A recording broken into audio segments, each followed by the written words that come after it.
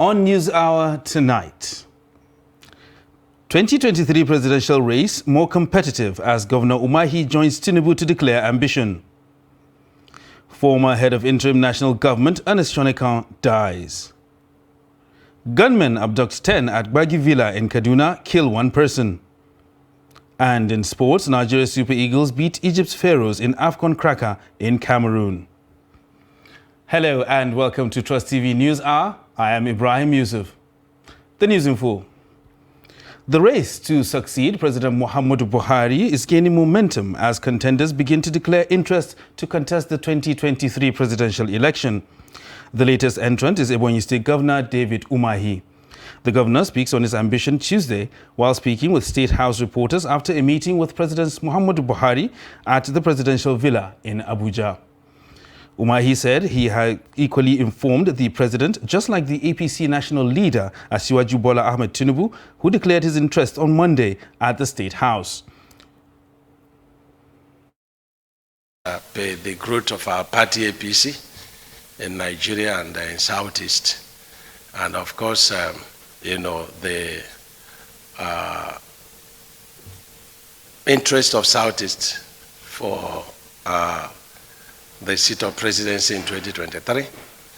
And of course, I told Mr. President that without prejudice to whatever will be the decision of the party, which we shall all abide by, that if the party throws the ticket open or the zone to southern part of Nigeria, that I believe that with what I put in place in the past 6 years plus, that I will be running for presidency on the platform of APC. So I told him, and of course, he believes that whoever that wants to run for president of this country must have to consult widely and go to all the leaders, and that we must do everything to remove ethnicity and our religion in our polity so that this country can grow.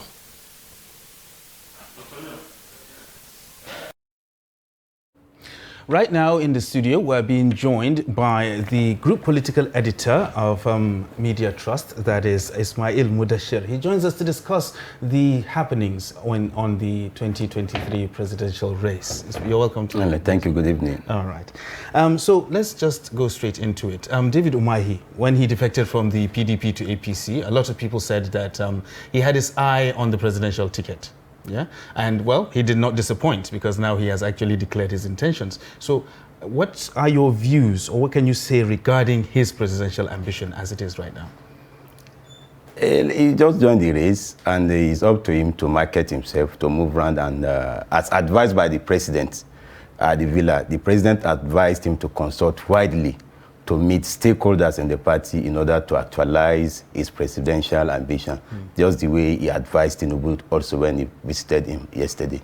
Okay, so right now the president is like is like on the fence when it comes to the current contenders that we have right now. You know, if you recall in his interview, I think on Tuesday last week, the president was very specific that he doesn't care who succeeds him. So I think it's in continuation of this that the man is telling all of them, go and consult widely in order to actualize your ambition. Your ambition, exactly. All right. Well, so looking at how the pool is right now, Bola Tinubu, the Jagaban actually declared a few days ago, and now Umahi is actually declaring. What do you see his chances being against a colossus like Bola Tinubu? I wouldn't say his chance is slim. You know, this is political terrain. He has the right like any other person. It all depends on how far he can sell himself. And you know, the presidential ticket of the APC has not been zoned to any place for now. So if the ticket is zoned to the south, then the southern people, the three geopolitical zones, south, southeast, and southwest, where Tinubu comes from, south to east, where Umahi comes from, they will slug it out. And from one of them will now emerge as the flag bearer of the party.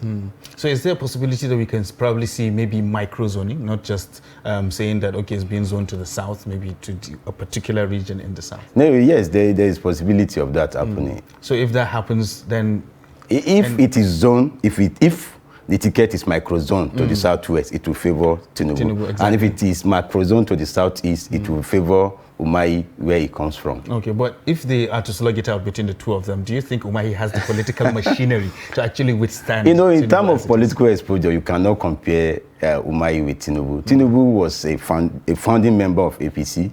He has been in the political cycle in the last 30 years. He played key role in the emergence of Buhari. And Umahi just joined the party in 2020, just months ago. So he has the political machinery that he has right now cannot be able to match. And that of Tinubu. Tinubu, they call him leader. Exactly. All right. Well, many believe that in the spirit of equity and fairness, that the country is now ripe for an Igbo presidency. Do you think the APC is the right platform for an Igbo presidency to actually be actualized? You know, based on my interaction with the people from the southeast, most of them believe that APC is a party of the north. They see the party as a northern party. And how do you want to pick their ticket when you don't believe in the party? That's the issue. So right now with separatist groups like IPOB even discouraging people to vote in that particular region, will that play another role if it is actually... Some will tell you the IPOB issue is part of the scheming for the presidency, that they want to use it to negotiate that, okay, give us, we've never get, this is our own turn to get this, give us. Some people will tell you that. Okay. So they are like holding the political terrain to ransom now, in order to get what they want. Give it to us, or we will not allow people to be part of it. Okay. All right. So, well, let's look at the race generally now. Tinubu declared. Umahi has declared now. Who else do we see coming up and declaring for the presidency? All eyes are now on the vice president, Osinbajo. Okay. Governor Yabelo of Kogi State too is there. Okay. Ojius of Kalu a moment ago issued a statement whereby he was saying that he's interested in the race. And I think Rochas Okorocha, the former Imo State governor too, is also interested in the race. These are the key figures now. Others too will join. Exactly. So in the next few weeks and months, you will see more aspirants declaring their intention to contest for the presidency. Okay. Well, let's talk about a little bit about what the current crisis right now in the APC with leadership tussle and whatnot. What do you think that can play a role in whoever actually emerges? You know, some will tell you that the convention is being delayed because of the zoning arrangements. Okay. If the chairman of the party is picked maybe from the north, definitely maybe the presidential ticket will go to the south, and vice versa. So it's part of it. All right, all right. So thank you very much for your insights on the program. Thank you very much. Okay, thank you very much. All right, so that was Ismail Mudashir there giving us his insights into the APC presidential race, specifically that of Dave Umahi and his chances. So he is the group political editor, Media Trust, Ismail Mudashir. Thank you very much for coming. All right, and moving on to other stories now. President Muhammadu Buhari has described former head of interim national government, Ernest Shonekan, as a blessing to the country. The president said the death of the statesman comes as a shock and extended his condolences to late Shonekan's wife, Margaret, loved ones, as well as the government and people of Ogun State. He described late Shonekan as an internationally respected statesman with courageous wisdom and left his flourishing business career to become the head of government at a delicate time when the country needed someone of his calm and pedigree to save the ship from sinking. Meanwhile, other leaders, which include former head of state Ibrahim Babangida, former President Goodluck Jonathan, former Vice President Atiku Abubakar, among others, in their separate condolence messages, described late Shonekan as a leader and an uncommon patriot whose understanding of Nigeria is profound and remarkable. He's a well-loved leader for his sincerity and sense of purpose. Late Shonekan, who succeeded the military junta of General Ibrahim Babangida, died at a hospital in the Lekki area of Lagos at the age of 85. Now, here is a brief on the life of the late Ernest Shonekan. Ernest Adegunle Shonekan, GCFR, was a Nigerian lawyer and statesman who served as the interim head of state of Nigeria from 22nd August 1993 to the 17th of November 1993. Shonekan was born in Lagos on 9th May 1936. The son of an Abeokuta-born civil servant, He was one of 6 children born into the family and was educated at CMS Grammar School and Ibobi College. He received a law degree from the University of London and was called to the bar. He later attended Harvard Business School. Prior to his political career, Shonekan was the chairman and chief executive of the United African Company of Nigeria, a vast Nigerian conglomerate which at the time was the largest African-controlled company in sub-Saharan Africa. Shonekan joined the United Africa Company of Nigeria in 1964, at the time a subsidiary of the United Africa Company, which played a prominent role in British colonization. He rose through the ranks in the company and was promoted assistant legal advisor. He later became a deputy advisor and joined the board of directors at the age of 40. He was made chairman and managing director in 1980 and went on to cultivate a wide array of international business and political connections. On January 2, 1993, Shonekan assumed office simultaneously as head of Transitional Council and head of government under Ibrahim Babangida. At the time, the Transitional Council designed to be the final phase leading to a scheduled handover to an elected democratic leader of the Third Nigerian Republic. In August 1993, Babangida resigned from office following the annulment of the June 12 elections. He signed a decree establishing the interim national government led by Shonekan, who was subsequently sworn in as head of state. In November 1993, 3 months into his administration, Shonekan was overthrown in palace coup by General Sani Abacha. In 1994, he founded the Nigerian Economic Summit Group, an advocacy group and think tank for private sector-led development of the Nigerian economy. He was the second oldest surviving Nigerian head of state by age after Yakubu Gowon. And talking politics now, the declaration of presidential ambition by APC national leader Bola Ahmed Tinubu has been generating reactions from politicians in Kwara State.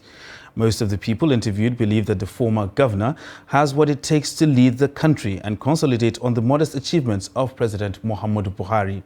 However, youth advocates are of the opinion that his decision is coming too late.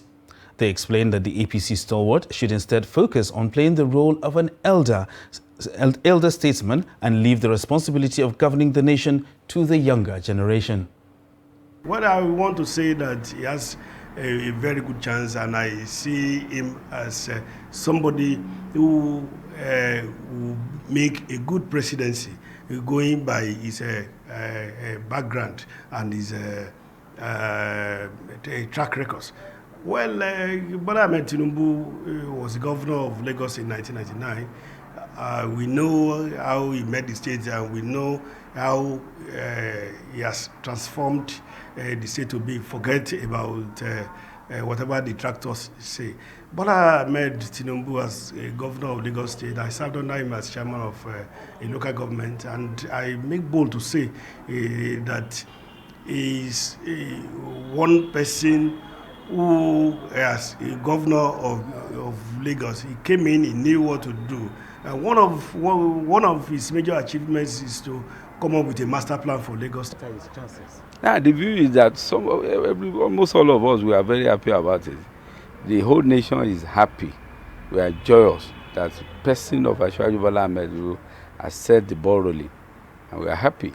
He is the most qualified person among all others that will even come out. And now that he has come out to declare his ambition, you will see that every other thing will fall aligned. What are his chances? He has more than 90% chance by the special grace of God.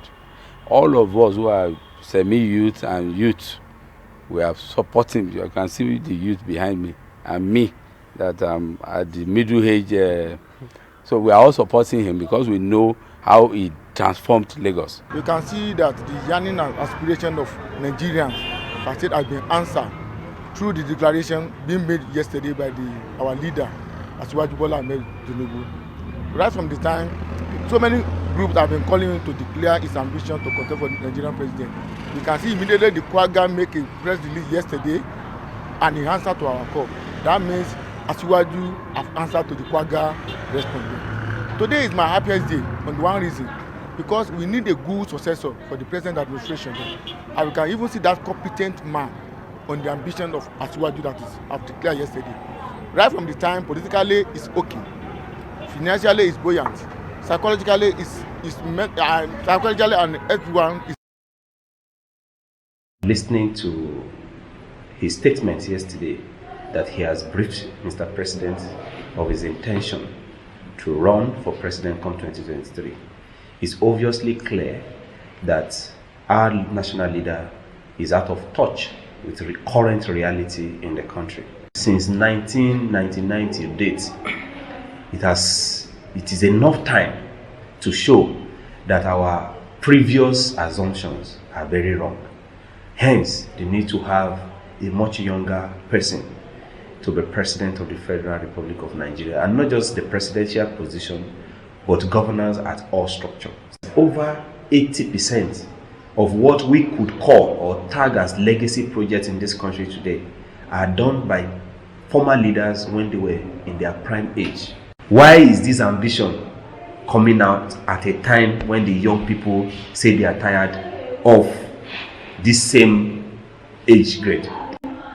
Why is it that since 1999 till now, or let me even say since 2007 when he finished his tenure as governor of Lagos State, why was this ambition not better? Since 2007 till today, what experience can he say is having in the governance of this country? For somebody at the age of 60, 70, what are you looking for? What service have you not rendered that you now want to render?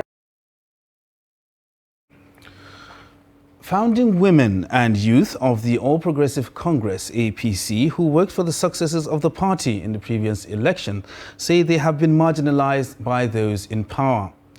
They made revelations at a stakeholders summit organized by a group called APC Rebirth to appraise the journey so far. Trust TV's Shafiu Suleiman now reports. It was a moment of truth for the aggrieved members of the ruling APC who saw the summit as a platform to ventilate their nagging grudges against the party they propelled to victory. I have the confidence that it will throw up issues and ideas perspective that will enable us understand how we can be able to start responding to all our numerous challenges. Speaking on the theme of the summit, Rebuilding the APC of Our Dreams, Salihul Lukman says the party has failed to live up to its expectations due to entrenched interest, slowing down its progress. It takes extra effort for a woman, a young woman at that, to prove herself within this party. It's not fair.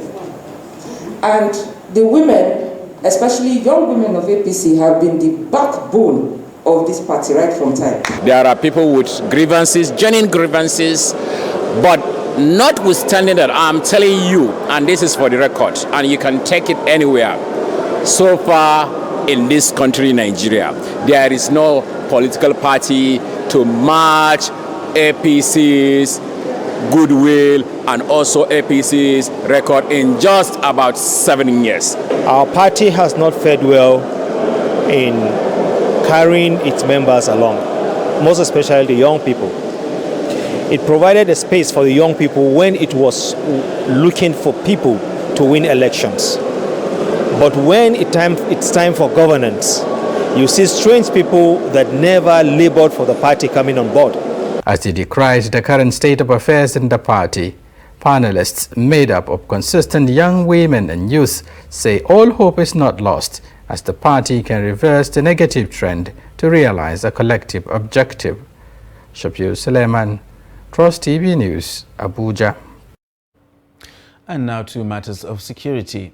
10 people have been abducted as bandits in Bagi Villa in Kaduna, where they killed one. According to the community, the gunmen stormed the area at about 9 p.m. on Monday, shooting sporadically without resistance from anyone. The community leader said the suspected bandits went house to house picking their victims, including women and children. We are very concerned about what happened because this is the second time this is happening, and we have reached out to the government and security agencies to help us, but they have not done anything. If we call the police station in Sabon Tasha before they respond, the bandits would have finished their operation. And the community security outfit we have are not armed to confront the bandits. They attacked some few minutes past 9 They killed one person and abducted over 10 people.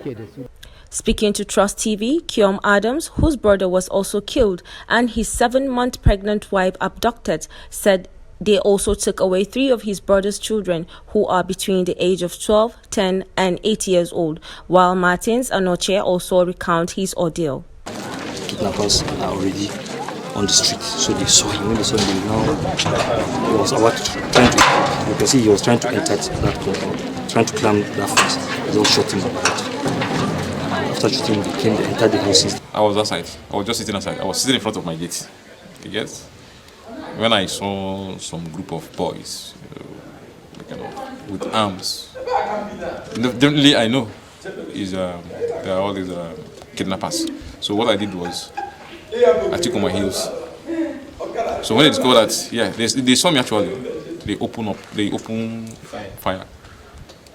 But fortunately, they could not get me. So around I got to the place and found myself. So after the incident, I came back. Actually, I didn't even know that this house was attacked anyway. Yes, I didn't know. So when I came back, I saw so many soldiers in front of my gate. It was broken, neighbors, everybody, you know. When they started at me, they started jubilating. I said, what happened? I said, so I was not inside. I said, no, I wasn't inside. So they didn't meet me inside. So they broke through my house and even my car is not here, they just took it out. They shot the car myself, smashed the windscreen and whatever. So got in there, you can see the hole, they hit here, they could not penetrate here, they passed through the other side, they hit that one, open it, enter. Not even that, they end there. They were shooting on my side. While Timothy Laurie, a resident of the Baggy community who also witnessed the ugly incident, appealed to the government to come to their aid. This challenge the fight has become out of hand. It's something that is so unbearable, and I think the best thing that could be done, only if the government could rise up to their responsibility, that is protecting life and properties. Baggy Village, Ngwangimbia and other areas around Eastern and Western Bypass have continued to suffer a series of attacks and payment of ransom to bandits in recent times. No official statement from the State Police Command confirms or denies the attack.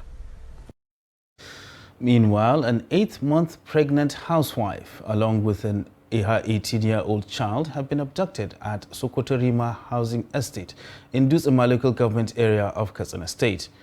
They were abducted by unknown gunmen who forced themselves into the estate on the 5th of January at around 1:45 a.m.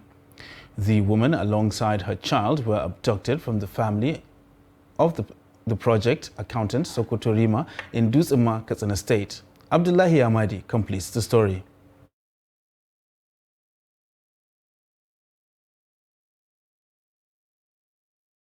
To the estate in large numbers, firing several gunshots, and forcefully broke into this house where they went away with the victims, money and other valuables. This young Amina was among the abductees, but she said after about 4 hours of trekking in the bush with the bandits, they asked her to go back home.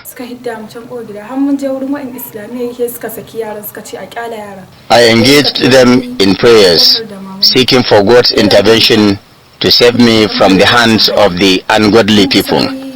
While praying, one of the abductors asked me if I can trace where I came from and go back. Then it was already more than hours. I said yes. He said I can go back home. The project accountant Sokotorima Housing Estate Dusima, Laji Basharu Abubakar Kankia, who looks emotionally disturbed, narrates to Trust Television how the incidents occurred. On 5th January, that is Wednesday, so around 1 minute to 10, bandits come to my house, searching me. And among one of the bandits, they mentioned one of my firstborn. They call Abba, they enter his room, and they didn't see the boy. They say that Abba is not around. They saw his handset. they pick his handset. So they go enter my all certain rooms in the house. They gather all our family to send them out. So from that they pick my wife and my son. My wife have been pregnant, 8 months pregnant. It could be recalled that the immediate past project manager Sokotarima Housing Estate Dusima Labarang Muhammad Dandumi was abducted recently and 12 million naira ransom was paid to secure his freedom. The residents of the housing estate here expressed worry over the frequent abductions and cattle rustling going on in and around the Sokotarima Dusima. They say around July 2021, over 300 cows were rustled at a Fulani settlement just a stone throw from the estate. The bandit came to this estate. How many times? Twice. Twice? Yes. They come and take our project manager here. The police public relations officer, Kazakhstan State Police Command, SP Gambo Isa, who confirmed the incidences, said efforts are being made by the command to apprehend the culprits and bring back the victims unhurt. The command is aware sometimes around either 5th or 6th of this month, bandits in their numbers armed with sophisticated weapons attacked the house of a resident, kidnapped his wife and even his son.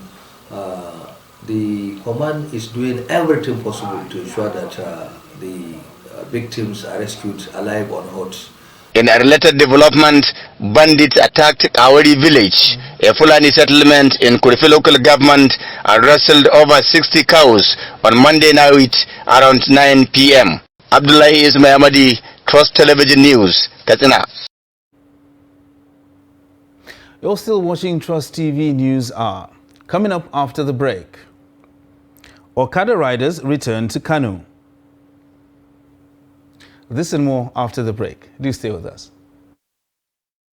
The board and management of Media Trust Limited invites the general public to its annual Daily Trust Dialogue, themed 2023, The Politics, Economy and Insecurity. Date, 20th January 2022. Location, NAF Conference Center and Suites, Abuja. Time, 10 a.m. prompt. Chairman of the occasion, former Head of State, General Abdulsalami Abubakar, GCFR. Guest Speaker, Governor of Kaduna State, Malan Nasir Ahmed El-Rufai. Guest Speaker, Governor of Ebonyi State, Engineer David Umahi. Guest Speaker, former Chairman, Federal Inland Revenue Service, Mrs. Ifueko Omoigui Okauru. Moderator, Executive Director, Daria Media Nigeria Limited, Kadariya Ahmed. The event will be transmitted live on Trust TV, and all participants must observe COVID-19 protocols and wear their face masks.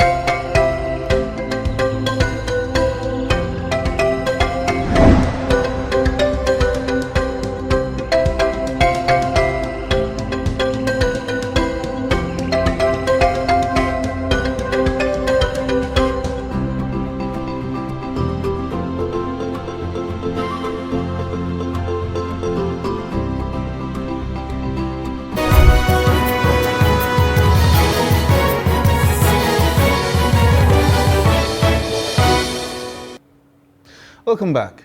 If you're just joining us, this is still Trust TV News Hour. Let's take a look at some of our top stories. Race to succeed President Muhammadu Buhari is gaining momentum as contenders begin to declare interest to contest the 2023 presidential election. The latest entrant is Ebonyi State Governor David Umahi. And 10 people have been abducted as bandits invade Gbagi Villa in Kaduna, where they killed one. And now moving on to other news, Jos, the Plateau state capital, has been thrown into disarray following the emergent ritual killings in different parts of the city involving young girls. Dead bodies of the girls are usually dumped after vital organs are removed from the bodies. The recent incident is that of Blangnan Solomon of Congo-Russia community in Jos, whose body was found around Rayfield by PRTV, and Jennifer Anthony, whose body was found in a hotel in Zaria Road. After being declared missing for days, both girls have their eyes plucked out and their private parts tampered with. And it has been said in several quarters that the killings are the handiwork of Yahoo boys who are believed to have invaded Jos from other parts of the country, where the clampdown on them have been severe in recent times. Dixon Salami has more. There is a disturbing occurrence that is currently going on in Jos, the Plateau state capital, and that is with respect to the killing of some girls by suspected ritualists, because vital organs in their body are always removed. So the thing has been generating some kind of tension in the town, and so many people are in disarray. The government promised to fish those people out, and Trust TV as well spoke to the police public relations officer, and he said investigation is on to unravel the whole situation. Trust TV, however, will seek the opinion of people on the streets as well as try to locate the family members of some of the victims. The advice I would give to we girls, some of the young girls, is we should work hard instead of following all these Yahoo boys. We should work hard. Let's work. If you want to go to school, you go to school. If you want to learn work, learn work. If you want to do business, you go for business. But because these boys came, all they do is to show money. Once you see money, and most of us, what used to take our attention more is iPhone. We want to live big, which is not proper. The day before Christmas, our sister Plangnan was so full of life, dancing and enjoying herself. Since that day, we could not find or hear anything about her. Then after Christmas, we got information that there was a corpse lying in Rayfield with some of the parts of the body removed. But we didn't know that who it was, so it was just a news. Until later we confirmed that it was Plangnan. And after discovering and liaising with the community in Rayfield, we decided to do the burial there. So she was buried there by the agreement and the consent of the community leaders. So she was buried there. She left house since on the 24th of December, that's last year. So we find her like 2 to 3 days. We come and saw her corpse, PRTV site. So the corpse now is already healed. They are burying her. Before we know, we saw the thing in Facebook.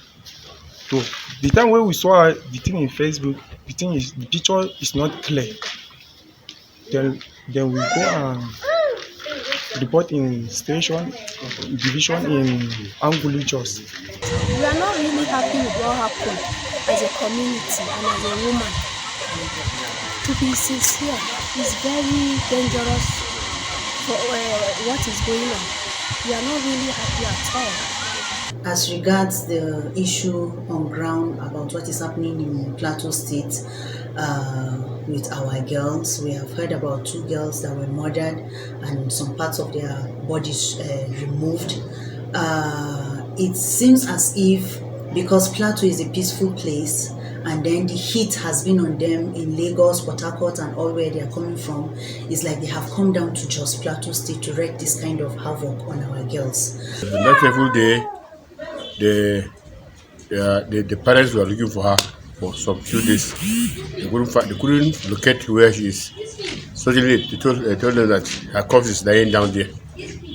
And her brothers and their sisters went there, and they found out that the corpse have already been buried because it was getting there. So they took it to burial ground with the police and just.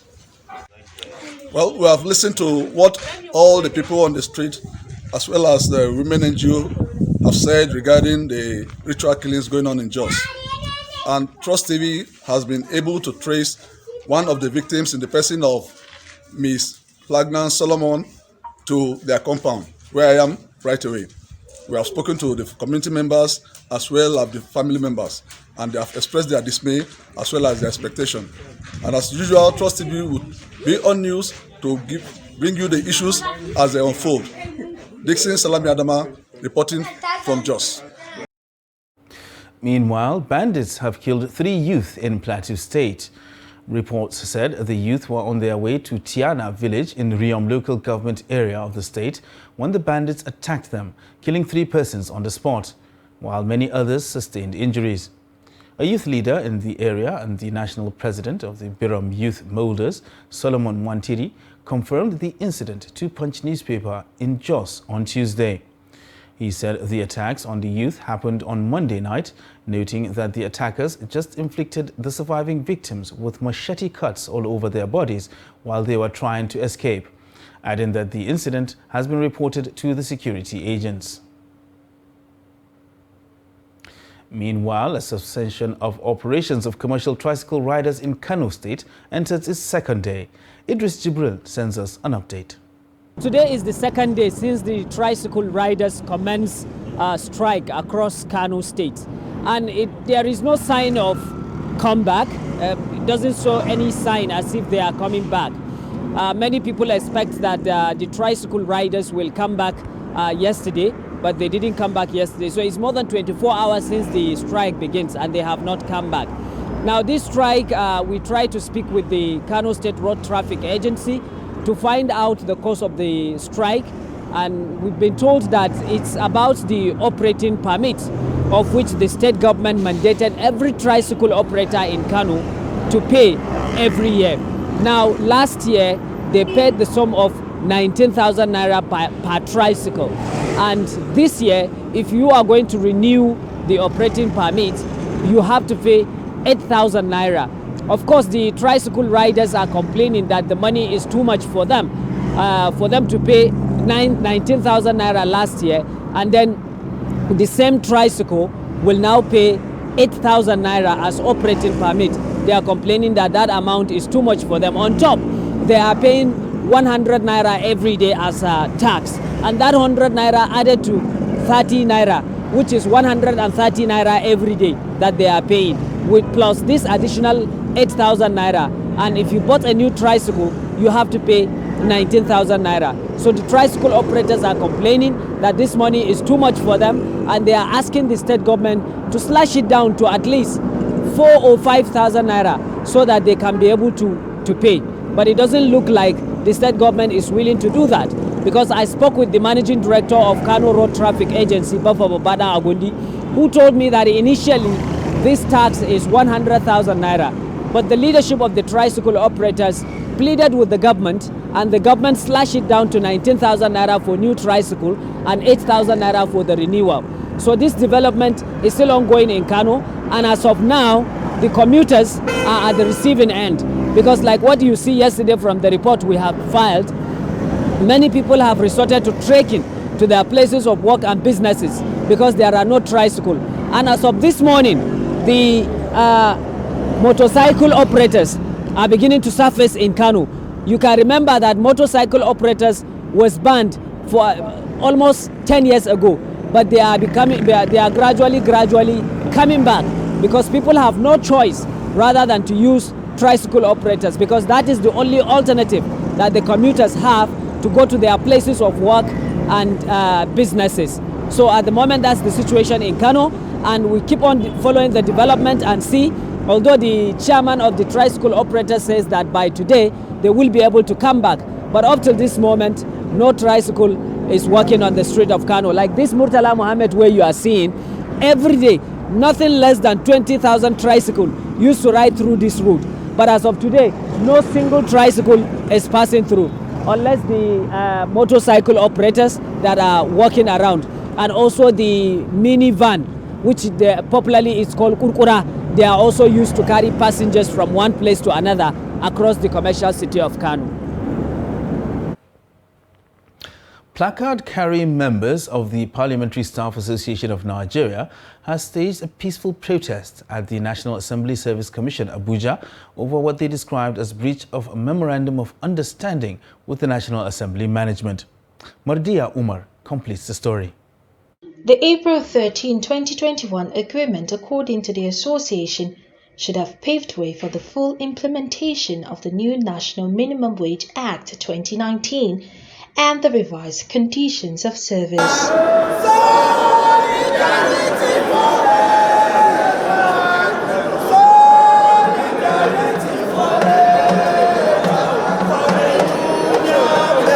After an hour of chanting solidarity songs while protesting, the Zonal Vice President, Comrade Josiah Labi, addresses members on the steps taken by the association so far, which the members did not take so well.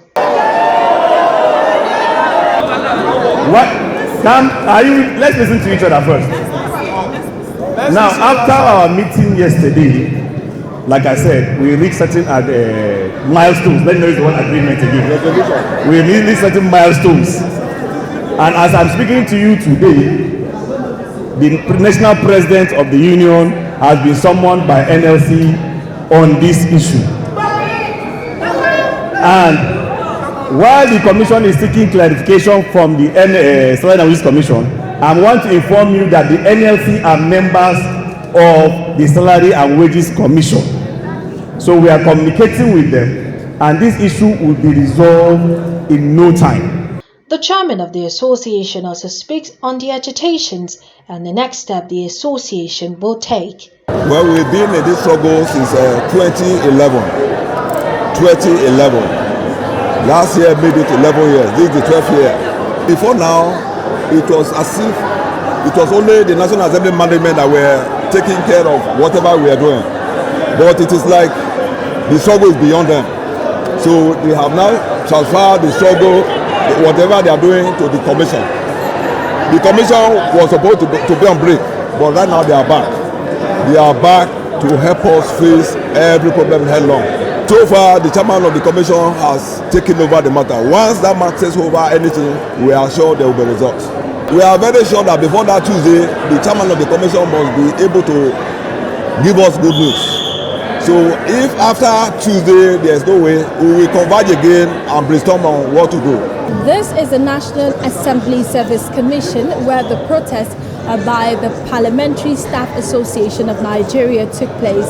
They're protesting over what they describe as a breach of an agreement entered into with the National Assembly management over the implementation of the National Minimum Wage Act of 2019, among others.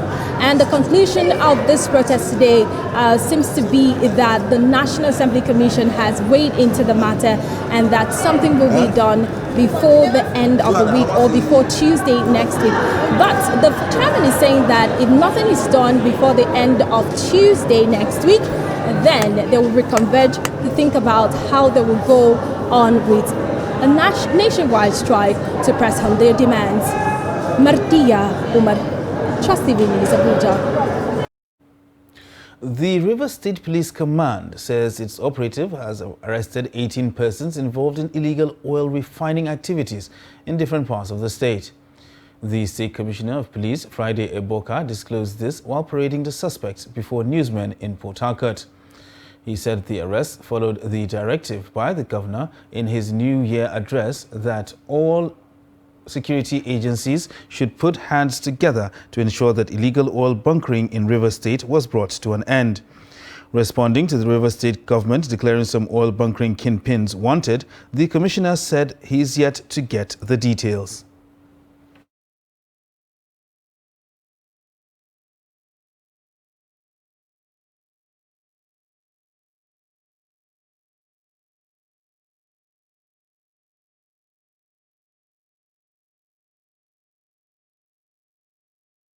And still staying in Rivers State, the chairman of Ikwere local government area of the state, Samuel Nwanosike, has said there's no hiding place for illegal oil refiners within the local government area.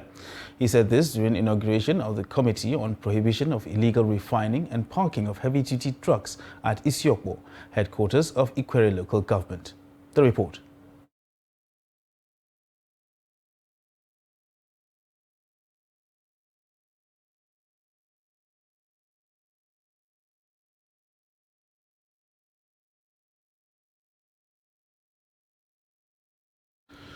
The Bauchi State Primary Healthcare Development Agency has refuted misinformation on the emergence of 38 new cases of poliovirus across the state. The executive chairman, Dr. Rilwanu Mohammed, disclosed this during a press briefing at the agency. Says the report carried on Monday by some media outlets on poliovirus is untrue. Trust TV's Adamu Imam now reports. Dr. Rilwanu Mohammed, during the media briefing, expressed dismay. Says the misinformation on the re-emergence report of wild polio cases is totally unacceptable. He also debunked that the state is not recorded any polio virus, adding that the agency is making effort in the area of collaboration to strengthen routine immunization. Through the robust surveillance system, Bauchi State was able to detect 38 cases of circulating vaccine dry polio virus out of 351 samples collected from January to December 2021. The circulating vaccine dry polio virus, which was presently referred to as circulating mutant polio virus CMVP, normally result from mutation, changes of form or characteristic of the attenuated polio virus used in the manufacturing of the polio vaccines. There are not wild polio virus that causes paralysis. Therefore, Mohammed appealed to journalists in the country to get first-hand information on issues that need clarifications before going to publics to avoid misrepresentation that would cause confusion. The information was misrepresentation of the speech of my humble self on Saturday, 8 January 2020 during the flag off ceremony to mark the commencement of the first round of statewide outbreak response vaccination, OBR1. Meanwhile, he noted that, like other states, and the Federation remains free from wild polio virus, adding that the last case was in 2013. Says all measures recommended by World Health Organization are religiously followed in the state. Adam Imam, Trust TV News, Bauchi. Parents in Kaduna State say the directive by the state government for public schools across the state to operate for just 4 days is counterproductive, as this will weaken the education sector in the state. Residents say the policy will also give private schools an edge over public schools. Reacting to the directive, a student of Kaduna State University believes the policy will affect part-time students who will now have 1 day in the week for their lectures. For many others, the directive will have adverse effects on public schools in ways that are not immediately clear. The tenet of Islam, specifically Surah to Jumu'ah, it tells us with the adherents that observe the Friday prayer if you are able. And as soon as the prayers are over, it enjoins you to go out and look for your livelihood.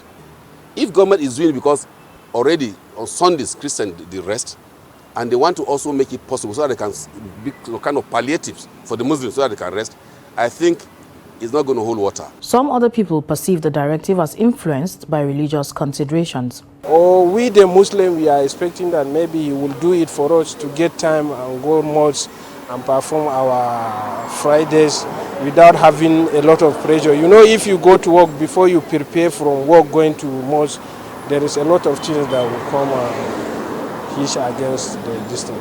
The directive is coming after the Kaduna State government had on December 1st, 2021, transited to a 4-day working week for its civil service with a view to promoting agriculture and family life of workers in the state. And to business news now. Millions of people can now carry out financial transactions from the comfort of their homes. And to keep up with the times, Standard Chartered PLC is shutting down half of its branches to work towards strengthening its mobile banking. The report.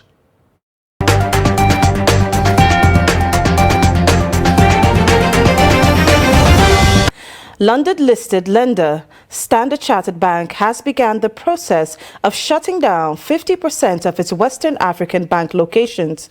The bank's local unit already shut down some branches in December last year and will eventually operate only 13 branches in the West African nation, which is down from about 25 previously operated.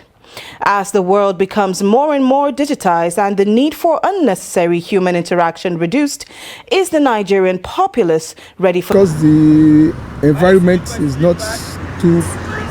In fact, we are not really prepared because of the networking system in Nigeria. So until we improve on that, because even to make calls, we find it difficult, not talk of maybe browsing or those things. And going on internet banking, you need all your servers to be readily available and be working at all times. So that is my take. Yeah. It's a very nice one if they will get a good app for that. Because I've come across so many banks that had problems. Like I wouldn't want to mention names. I had a challenge with my bank because I tried going online to browse about them and so many, but the informations are not really good.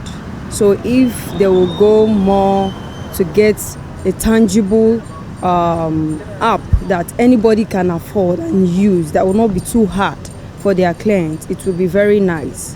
Software engineer Augustine Okorogo tells us his thoughts on the digitization of the Nigerian banking system. For me, I would say it's a step in the right direction, given the CBN's policy and then a goal which they've been trying to achieve for some years now, which is about digital inclusion. That's including every other person, not just people around the major cities where the banks are situated. So I think it's a step in the right direction, given that we'll have a lot more people now making use of the bank and banking products and products banks has to offer. Yes, and should I say yes and yes? Given the COVID incidents of last year, I think it exposed a lot of Nigerians to a lot of possibilities. Before now, I think we always have the mindset that to complete any bank transaction, you have to walk into a bank branch to do that. But given the COVID incidents, where everybody had to do a lot of things without formal meetings, it exposed a lot of us to a lot of possibilities.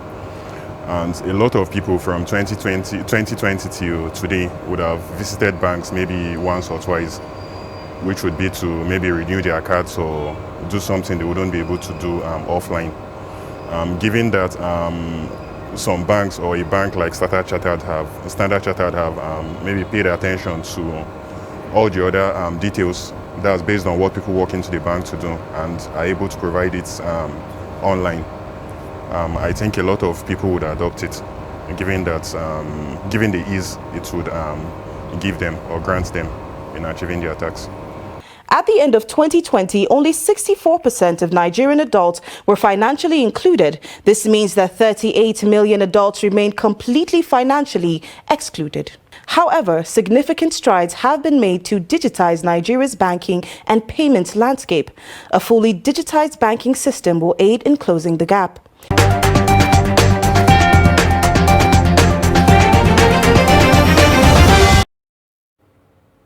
And on the foreign scene, French President Emmanuel Macron said on Tuesday that France fully backs sanctions imposed by West Africa's economic bloc ECOWAS against Mali after its military-dominated government delayed elections after a coup.